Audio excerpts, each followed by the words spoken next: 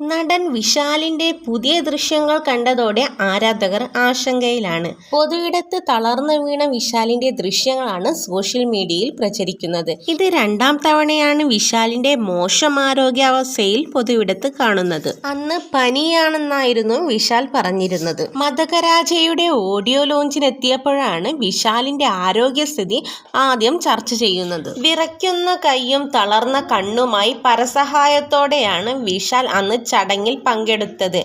നിന്ന് സംസാരിക്കാൻ സാധിക്കാത്തതിനാൽ ചടങ്ങ് കഴിയും വരെ വേദിയിൽ ഇരിക്കുകയായിരുന്നു.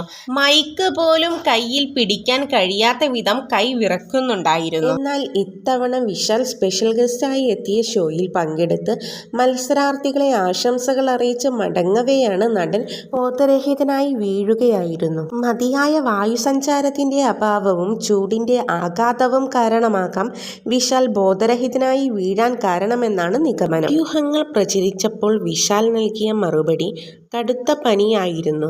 ഡോക്ടർ വീട്ടിലേക്ക് വന്നു. ഞാൻ വിറയ്ക്കുന്നുണ്ടായിരുന്നു. പോകാൻ പറ്റില്ലെന്നാണ് ഡോക്ടർ പറഞ്ഞത്.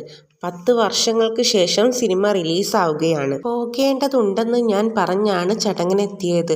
അവിടെ ഇരുന്നപ്പോൾ കുഴപ്പമൊന്നും ഉണ്ടായിരുന്നില്ല. എന്നാൽ സ്റ്റേജിലെത്തിയപ്പോൾ ഡോക്ടർ പറഞ്ഞതുപോലെ സംഭവിച്ചു.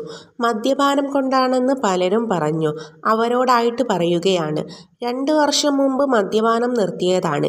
5 വർഷം മുമ്പ് പുകവലിയും നിർത്തി.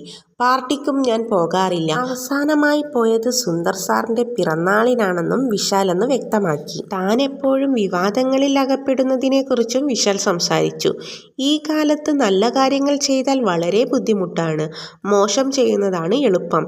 നല്ല കാര്യങ്ങൾ ചെയ്യുമ്പോൾ ഒരുപാട് ശത്രുക്കൾ ഉണ്ടാകും. അത് കാര്യമാക്കുന്നില്ലെന്നും വിശാൽ പറഞ്ഞു. സിനിമാ രംഗത്ത് പല പ്രശ്നങ്ങൾ നേരിടേണ്ടി വന്ന നടനാണ് വിശാൽ. നമ്മുടെ ചാനൽ ഇഷ്ടപ്പെട്ടാൽ ലൈക്ക് ചെയ്യാനും സബ്സ്ക്രൈബ് ചെയ്ത് സപ്പോർട്ട് ചെയ്യാനും മറക്കല്ലേ.